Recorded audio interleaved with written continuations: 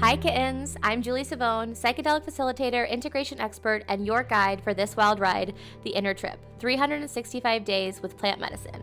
I've helped hundreds of people use plant medicine, primarily psilocybin, to heal, expand, and step into their next level. But this year, I'm taking it even deeper. For the next 365 days, I'm bringing you with me. I'll be microdosing, journeying, integrating, and exploring what it really means to live a limitless life, with plant medicine as a tool, not a crutch. So if you're ready to feel more alive, more clear, more limitless, and you're down to do it with mushrooms and a little bit of sass, you're in the right place. Let's take the inner trip.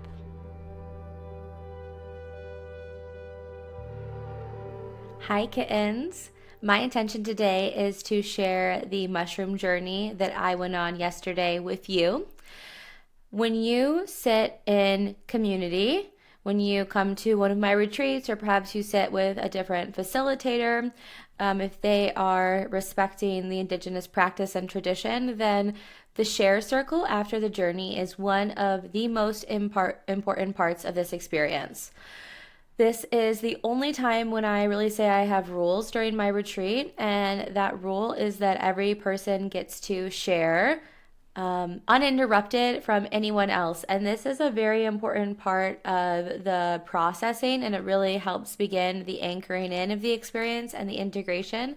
And because I took myself on a solo journey yesterday, I'm going to be sharing the experience with you.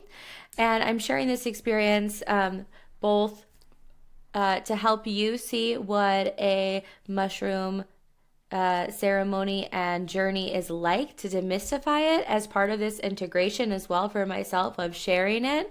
And I really want to break down what I got out of it, what I was hoping for, what it taught me about fear, resistance, and remembering why this work is so important.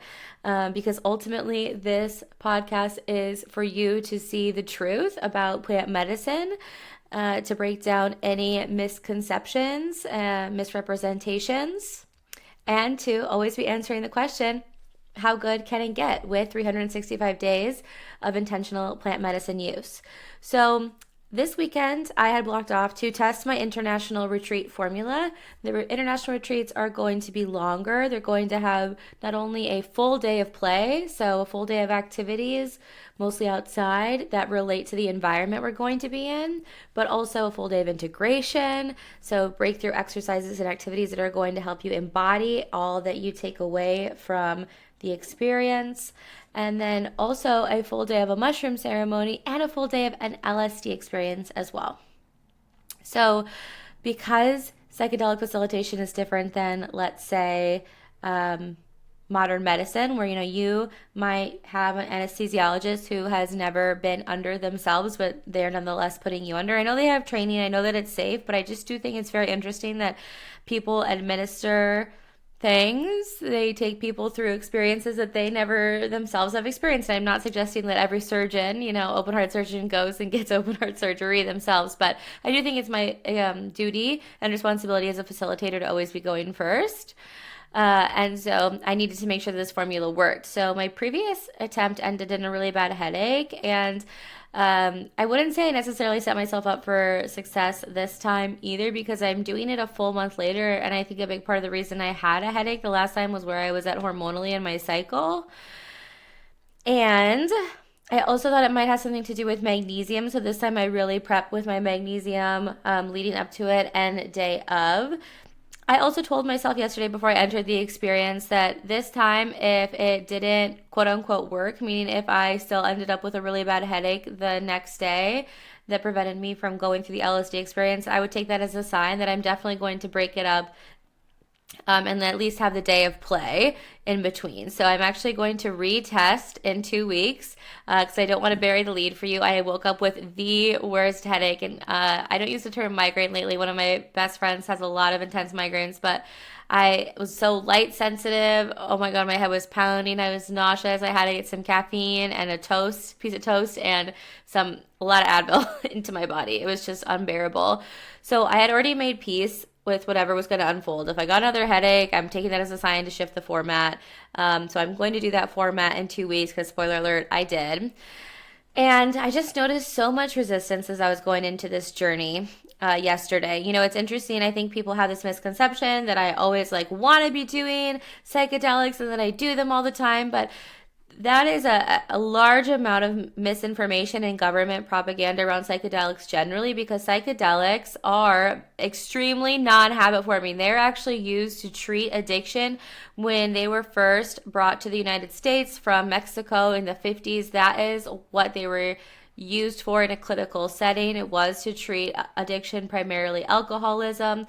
And so this idea that like people want to do them again and again is so false. I have a lot of resistance to it every time. I believe that's also my ego attempting to keep me safe. You gotta break through if you want to break through. And it's like I know a lot is going to come up at a deeper level. And so it's my way of being like, do I really want to do this? Do I really have to do this? And at the end of the day, like if you want to keep growing, you do get to meet the depths, right? And we're going to jump back into this like idea of what I call the 50-50 concept in a little bit, but I was really not excited to do it. So when you sit with ayahuasca, traditionally you'll sit more than one night in a row.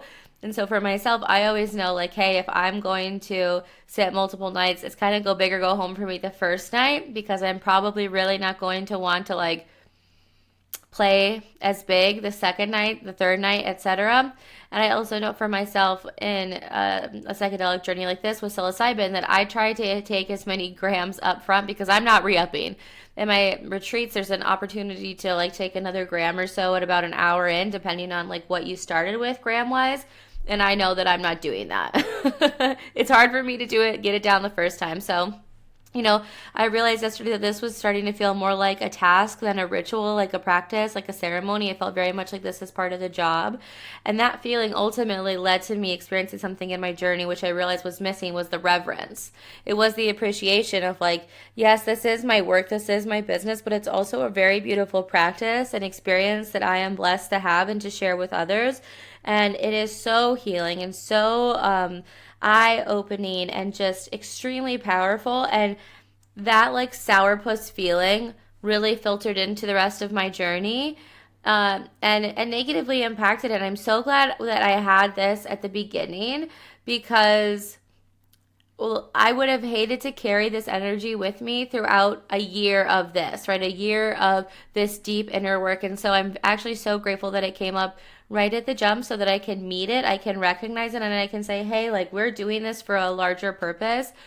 We're doing this to show others what plant medicine is truly like, to show that it is such a beautiful, beautiful gift that we have access to.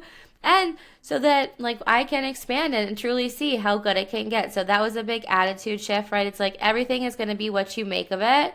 There can be the person who is hiking up the mountain that's complaining every step of the way, that is huffing and puffing and groaning and like, why did I sign up for this? And there's the other person right next to them that is still experiencing, physical hardship, but is thinking, I'm so blessed to have this body. I'm so blessed that I'm able to make this hike. Like, what beautiful scenery. Not everyone gets to see this or do this. Like, what an opportunity. And those two people are going to have a very different experience. That's well documented in science. Two people go through the same hardship, the same experience, but what one person focuses on is going to determine the way they ultimately feel and experience the hardship.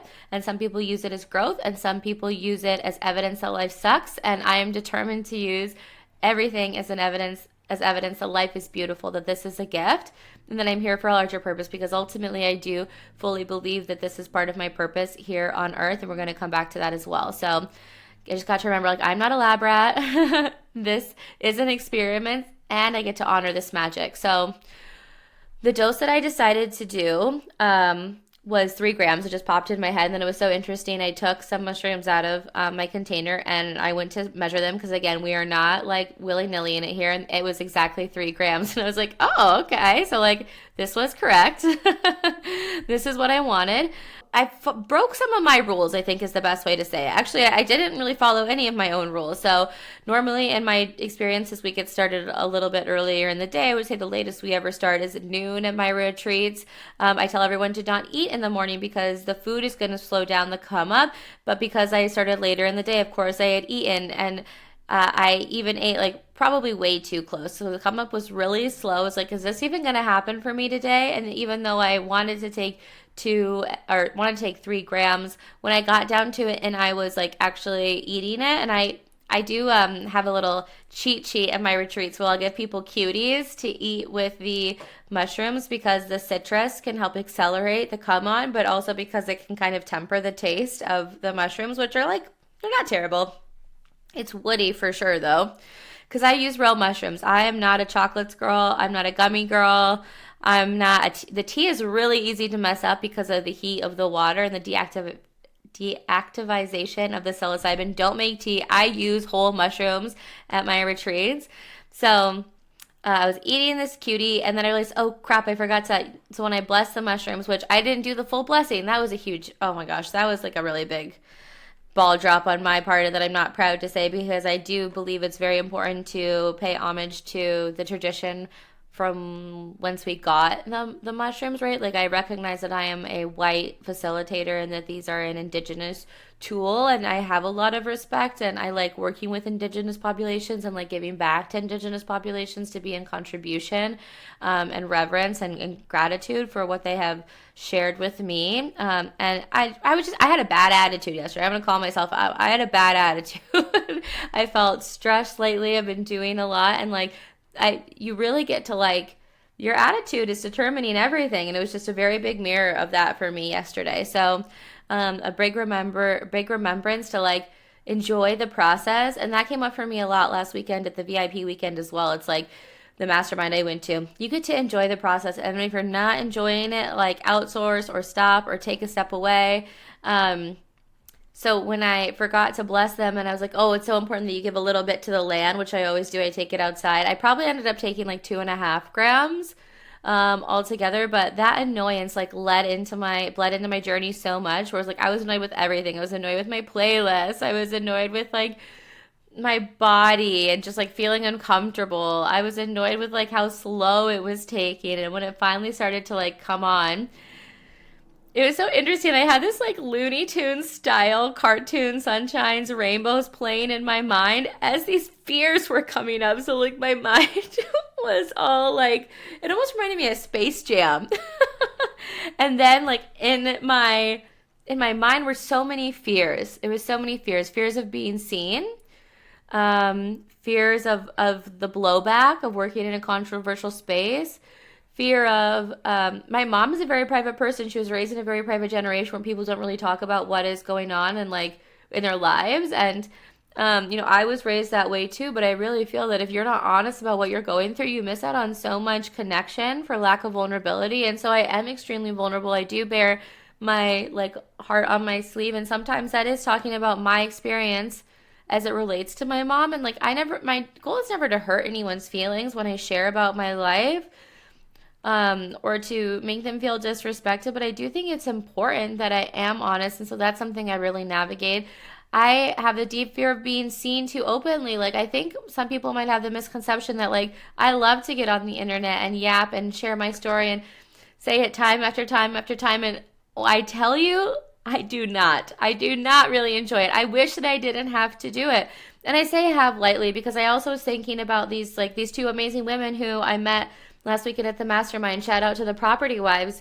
They're a gay couple, and they help gay and trans people relocate to states where they feel safer in today's political climate. And I look at those women, and I believe that love is love, and love is, you can't choose who you love. My God, if I could have chosen who I loved, would I have chosen some of my past partners?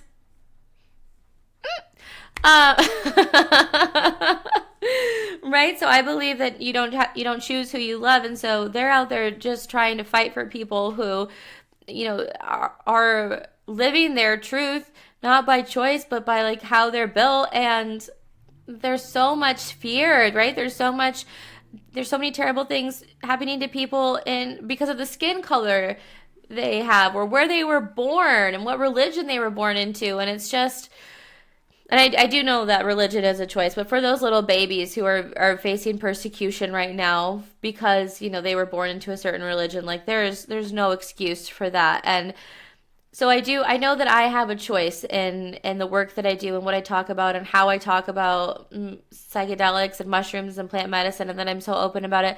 And I also deeply feel with no sense of like ego or mm, or I don't want to say choice, but I feel like this is my soul's calling, right? I feel like it's so important. And I feel that deep in my bones to get this message out, to share what plant medicine is really like, because I know that it can help so many people because it's helped me so much. Like, I really thought that I was always going to live with anxiety and depression, and to not have those things now, like, sure, you can see I still have some neuroses and fear, like every single human being, but I'm not an anxious person despite like the criticism and the controversial nature of my work. I am not depressed.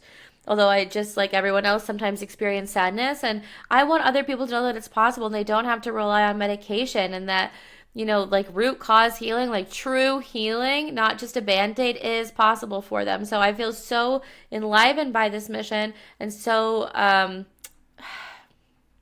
sure and certain of what I'm doing. But it's also like I also get that people want to know my story. They want to know how it worked for me, and I'm sort of the guinea pig and the go first, and I feel like I was put on here to be the advocate. And I've heard Paul Stamets say something similar about mushrooms, and like how he feels that the mushrooms have like nominated him. And I'm gonna butcher this, I'm not like quoting this at all, but like to sort of be the spokesperson, right? And Paul Stamets is a really cool guy. You should go look him up if you don't know who he is. He's basically the godfather of mushroom psychedelic and not in the United States. And I feel that way. I feel that way, that they're like guiding me and leading me. And there is a sentience to mushrooms, right? There's the mycelium network that connects them all. And so, but it's hard. It's really hard. I had an incident recently, my first sort of like incident post. It wouldn't even happen at the retreat. It was post retreat with this woman, and that was really difficult. And I've never had an experience like that. And I know that sounds probably wild because I work with something that's such an opener and an activator, and I've been doing it for so long. But that was my first experience, and it taught me a lot. And now I'm starting to sort of like pick up all these fears. So I had this conversation of blowback with a friend who's also a coach, and this was like 2 years ago, and she was telling me about this thing that happened in her coaching certification where this woman like came after her online on like a Reddit thread, and there was like all this defamation. And at the time I was kind of like, oh my gosh, I'm so sorry that happened to you, but I also am like of this belief that like it doesn't have to happen to me, right? And it doesn't. It does. That situation does not have to happen to me. And I also deeply believe in this concept of the 50-50, which is life is dualistic in nature. We live in an experience of poles where we have good and bad and abundance and scarcity. And I truly do believe that. I believe that the emotional experience is a pendulum. And so a pendulum, if you notice it, it's not like it swings super high to the left and then it doesn't swing as high to the right. It swings to the same height in both directions. And that's the same way of our emotional experience. If you want to experience joy, you have to be able to hold the capacity for sorrow. And so in this journey, I really felt that 50-50 concept. To hold more bliss, abundance, and joy, I get to be willing to hold more fear, discomfort, uncertainty. And you don't get to get super high emotionally without being able to meet the low, right? It's not like a flaw, it's just a reality. So this journey really like opened me up to that level of fear and that scarcity and the discomfort and the blowback.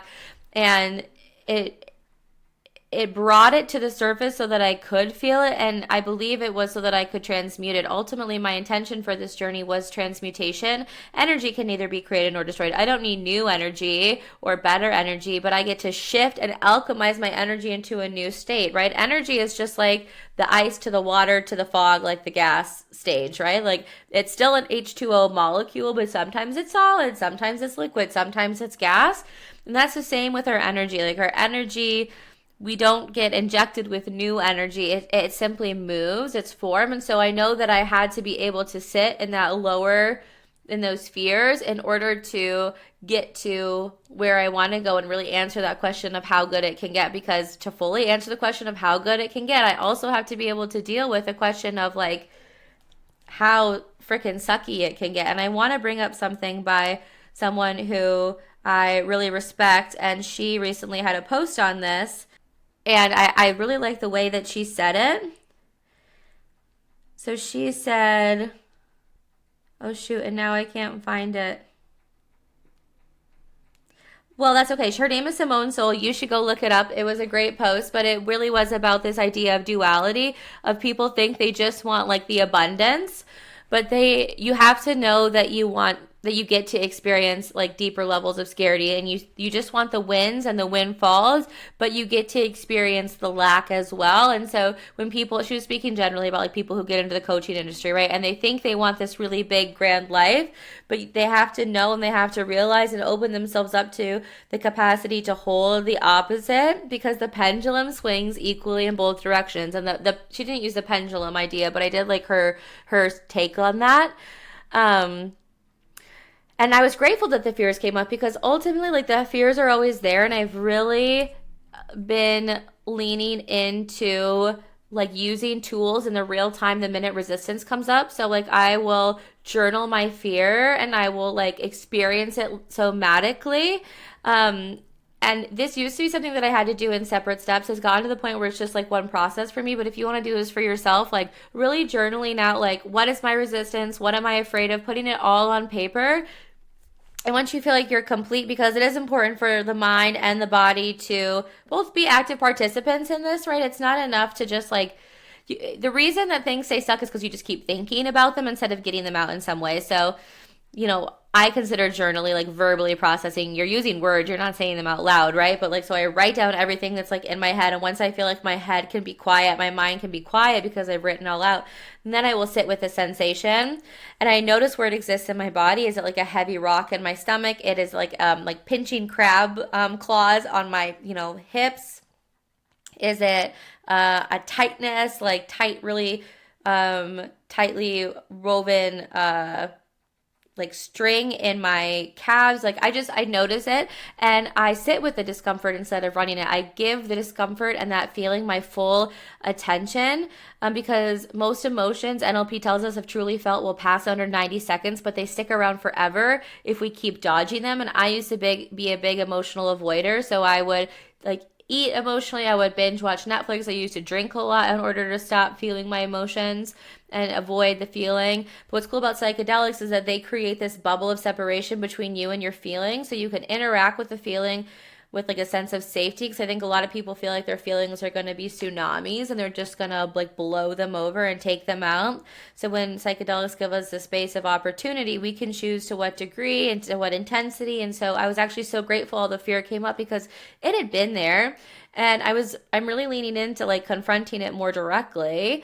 And I know that not feeling it is not going to help it go away. So people are probably like, why would people sign up for something like this? Well, I think it is the people who like want to jump all in, who are like, you know what, I'm sick of whatever, I'm ready to meet it head on. And ultimately, like that, this experience can last 4 to 6 hours. Mine didn't last that long because it was a more mild journey. But like, wouldn't you rather do that than like the discomfort that you could potentially feel in a trip is so much less than the combined discomfort you have from avoiding something day in and day out? Like, you have probably spent days, if not weeks, if not months, if not years, feeling uncomfortable in the avoidance of an emotion that you would by just going in all in on it. But it's like, it's a different kind of person, right? It's the kind of person who like signs up for a cold plunge or whatever and just jumps in. They just get in, they submerge themselves, versus the person who like goes to a cold plunge and like puts their leg in and then takes it out and then kind of puts both legs in and slowly sits down. It's like,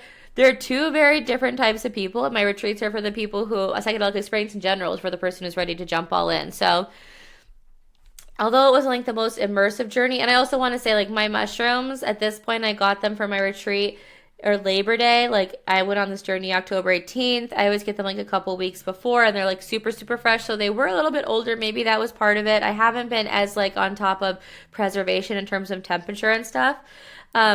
But I also got this really big reminder that, like, if I want to know how good it can get, yes, I need to be able to meet the fears, and I am doing more like interruptive fear work right in the moment. But I also get to schedule play, because I have been in this big season of building, and not everything has to be work. Like, in order to feel how good can it get, it's not about like raking myself over the coals for an entire year and then celebrating with this like big trip to Turks and Caicos.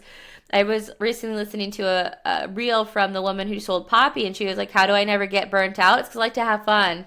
I go to festivals, I schedule nights out with my ladies. Like, I enjoy my life, I enjoy the process, and it was such a big reminder. Like, I know it doesn't sound sexy. It's like no one thinks it sounds sexy when a couple therapist might tell you to schedule sex, but ultimately, like, if you're not having it, like, put it on the calendar, right? So it was a reminder to me, like, not everything has to be work, and I get to schedule in the fun things. I want to have a tie-dye night with my friends here. I want to go to a picnic. I have this coffee passport that I get in whatever city I move to. I want to use my coffee passport. I want to read certain books so that are just fun, right? Not like so much personal development and mindset work. So I realize I haven't been making that space for joy, and I know I'm probably like sometimes not the most fun person to try to plan things with because I am in this season of building, but it's still important to commit to the joy and to show up for the joy, because ultimately joy is one of my top two personal values, and that journey helped reset that value and bring it to the forefront.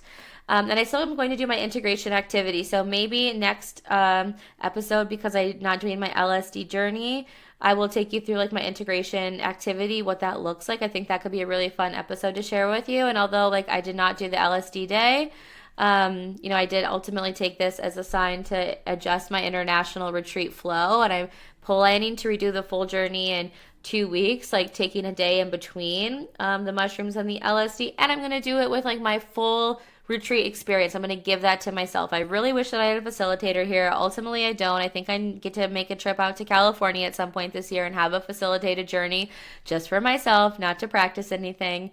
But I'm going to start earlier. I'm going to have like the full intention, mantra, like blessing, like create a new playlist, and my hormones will be in a better place. But this is really like the journey and the beauty of integration. It's not about judging the journey at all or wishing that it looked different, but listening to it, taking what you need from it, and remembering that mushrooms are always going to give you exactly what you need, not exactly what you want. And I also just want to say to anyone listening, like, I did have a more difficult journey, but I also have had my mind absolutely blown and had the most like amazing, loving journeys. I'm not sure if I shared this on the first episode when I went into more of my journey overall with plant medicine, but on one journey, I had this overwhelming feeling of self-love. Like, not like I'm so obsessed with myself or ego-driven, but just that I really love who I am as a person, how I show up, like how I treat people. And I really used to struggle with self-worth and self-love, and that journey was so, you could not pay me enough money to like quote unquote give that journey back. And a lot of journeys have been super beautiful, but this is what I needed at this time. So it's also important to know like you get to be open to whatever you need in that experience. And I promise, like, if you ever have had or will have like a difficult journey, it is there to serve you, because I do feel so much better on the other side of it. And like I said, I would rather have sat in that discomfort for a few hours than continue to carry around that heaviness. So it is the ultimate reset, as long as you can be open to sort of that interruptive feedback. So, this week I was reminded that how good it can get is directly related to how willing I am to hold the other side of that coin. If I want more joy, if I want more celebration, if I want more beauty, I have to be willing to face more fear, more resistance, more discomfort. And that's the duality. That's the reality of this game of life. That's the work.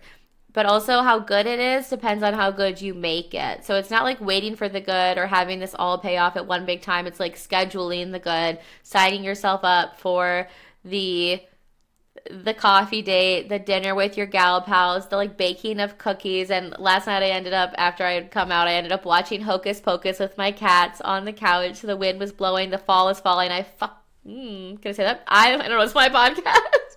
I freaking love fall. It doesn't all have to be some like, all expense paid first class vacation to Greece to be magical. It just gets to be intentional. So for your integration this week, I would love for you to be really honest with what are you afraid of? Write it all down, like get it all out, maybe say it out loud in a voice note or even to a friend if that doesn't feel too uncomfortable.